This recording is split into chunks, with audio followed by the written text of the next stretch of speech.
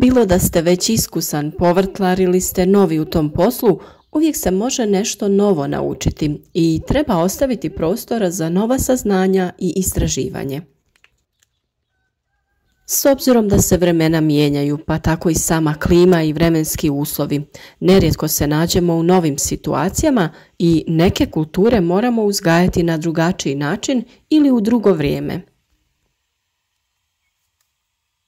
Da bi znali šta unosimo u naš organizam, sve više nas se okreće ličnoj proizvodnji povrća, pa tako i sadnica istog.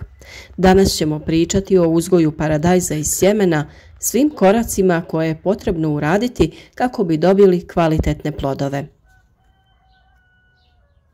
A kako bi od sjemena pa do ploda uzgojili različite biljke, zapratite naš kanal i uz naše savjete uzgojite zdrave i otporne biljke koje će vas obradovati mnogobrojnim plodovima. Potražite i ostale video savjete o svim bitnim koracima o uzgoju paradajza.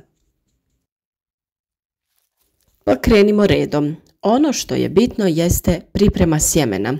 Sjeme možete kupiti ili ga možete sami sebi sačuvati iz vlastitog povrća. Sjeme se uzima iz krupnih plodova koji se nalaze barem iznad prve rodne grane. Sjeme je vrlo lako sačuvati, jednostavno ga izvadite iz ploda, isperete pod vodom, ostavite da se osuši i čuvate na suhom i tamnom mjestu. Detaljan video o tome kako na pravi način sačuvati vlastito sjeme povrća naravno imate već u videima na našem kanalu.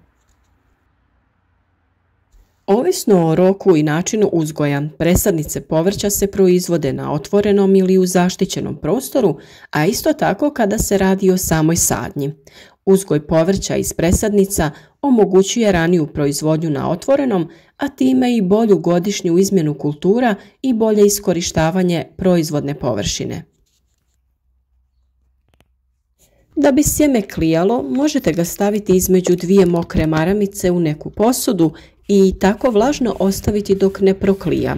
Naravno, redovno provjeravajte da vam se maramice ne osuše jer tada sjeme neće proklijati.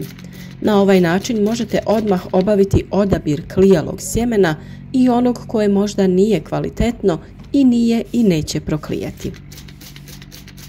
Sjeme paradajza brzo bubri, ali neće klijati ukoliko nisu osigurani optimalni uslovi. Klijanje će krenuti pri temperaturi od 15 do 25 stepeni, ali najpovoljnija temperatura za klijanje paradajza je od 20 do 25 stepeni. Na taj način će sjeme kvalitetno klijati, a i sveukupna klijavost će biti veća u postotku. Bitna činjenica jeste ta da paradajz najbolje klija u mraku, tako da sjeme slobodno možete prekriti slojem zemlje i nije potrebno da dodajete vještačku svjetlost kao što je slučaj kod nekih drugih biljaka. Pri optimalnim uslovima mlade biljke paradajza trebale bi biti vidljive u razdoblju između 10 i 20 dana. Struktura tla, dreniranost i opskrbljenost biljnim hranjivima uz osigurano navodnjavanje bitni su čimbenici proizvodnje kvalitetnih presadnica. Mi uvijek koristimo supstrat koji je predviđen za sijanje, a može se kupiti i u svakom agrocentru ili poljoprivrednoj apoteci. A za presađivanje, to jest pikiranje, koristimo također zemlju koja je baš za to namijenjena. Mi svoje posijane biljke stavljamo u za to predviđeno klijalište koje smo sami izradili upravo za ovu namjenu. Izrađeno je od stiropola i unutra imate postavljene LED lampice koje sjemenu daju potrebnu temperaturu. U ovim uslovima sjeme će brže i kvalitetnije da proklija, a naravno i nikne. Video o tome kako sami možete napraviti klijalište za vaše biljke sa prihvatljivim budžetom naravno možete potražiti na našem kanalu. Daljnji rast i razvoj biljke paradajza također je uvjetovan temperaturama. Općenito se skladan rast biljke postiže pri dnevnim temperaturama od 20 do 25 stepeni, a noćnim između 13 i 17. Poželjna je ta razlika od 7 stepeni između dnevne i noćne temperature. Nakon nicanja sadnicu paradajza možete presađivati u odvojenu posudu kada ona formira 4 prava lista, a presađivanje u zemlju kada biljka dostigne veličinu barem 30 cm. Sadi se tako da polovica biljke bude u zemlji, jer paradajz duž cijelog dijela pušta korijenje i tako sebi osigurava bolji korijenov sistem i prihranu. Optimalno vrijeme sijanja je baš sada, sredinom februara, da bi svoje biljke u plastenik sadili već u aprilu. A za rasad koji ćete saditi vani na otvorenom, februar je također pogodan mjesec za sijanje. Visinom temperature kontrolirajte rast vaše biljke, sve dok se uslovi ne pokažu pogodni za sadnju na otvorenom. Sadnja se obavlja tako što se sadnica sadi dosta duboko kako bi se što bolje ukorijenila. Ide duboko u sadnu rupu, a može se polijegati i u kanal. Bitno je da je barem pola stabljike pod zemljom. Tako će biljka pustiti korijenje po tom dijelu stabljike koji dodiruje zemlju, te samim tim lakše usvajati vodu i hranjiva. Sljedeći korak je vezanje stabljike za konstrukciju ili postavljanje potpore. Važno je napraviti dovoljno široku omču oko stabljike kako ju ne bi stezala i otežavala razvoj, te špagu omotavati prema vrhu. Kao što vidite ovdje, imate također i plastične kopče koje su namijenjene baš za tu svrhu. Kako paradajz raste, tako ga lagano omotavate oko špage. Niska temperatura kao i prevelika vlaga utječu na razvoj biljke, ali i na oprašivanje cvjetova u daljnjem razvoju, tako da na to treba obratiti pažnju i regulirati po potrebi.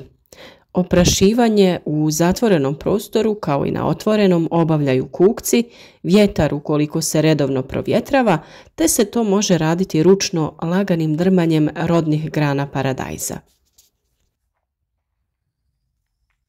Kada se na prvoj rodnoj grani nalaze zreli plodovi, tada je vrijeme uklanjanja donjih listova kako bi spriječili pojavu bolesti i omogućili prozračnost.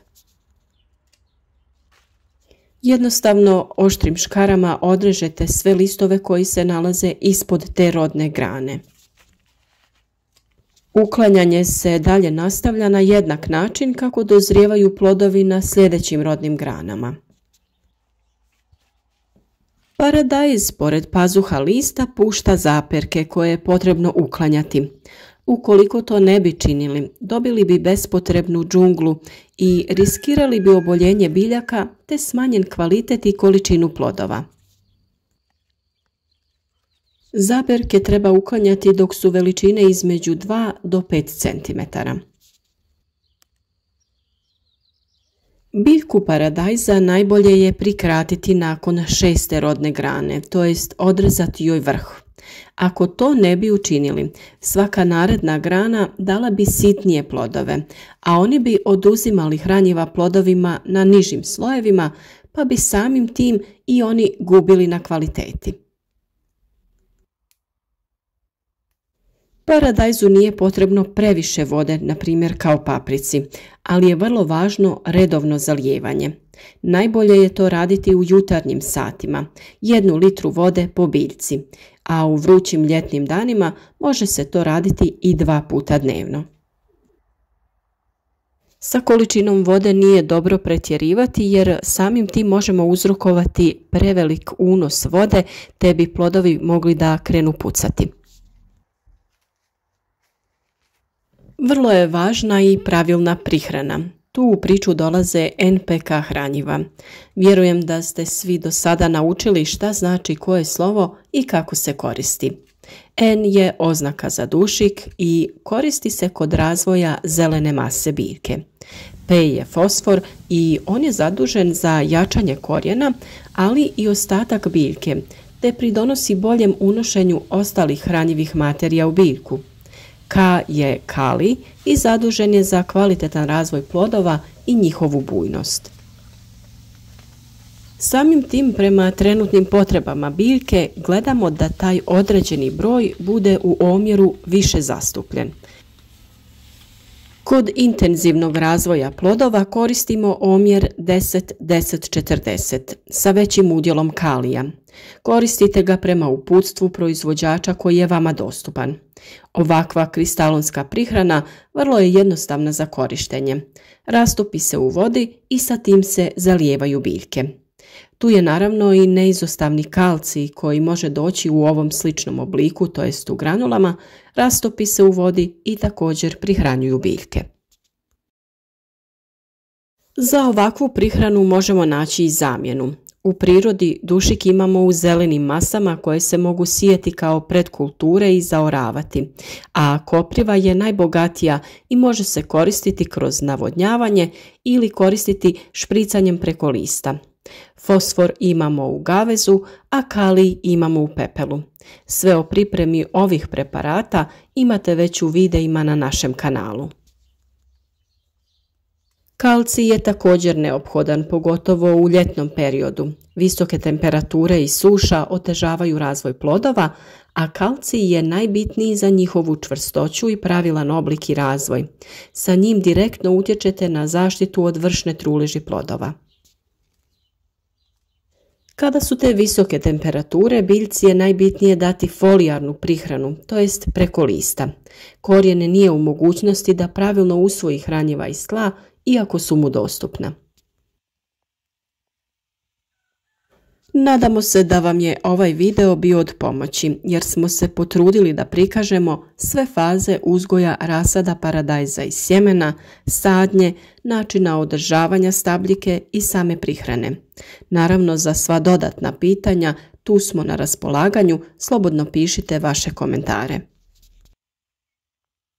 Vjerujemo da će mnogima ovaj video biti motivacija da se ipak sami okušaju u uzgoju biljaka, a za mnoge druge savjete o uzgoju voća i povrća zapratite naš kanal i pratite nas u sezoni koja je pred nama, jer ćemo sve da vam pokažemo praktičnim radom kroz naše videe ili pregledajte videe koje već imate na kanalu.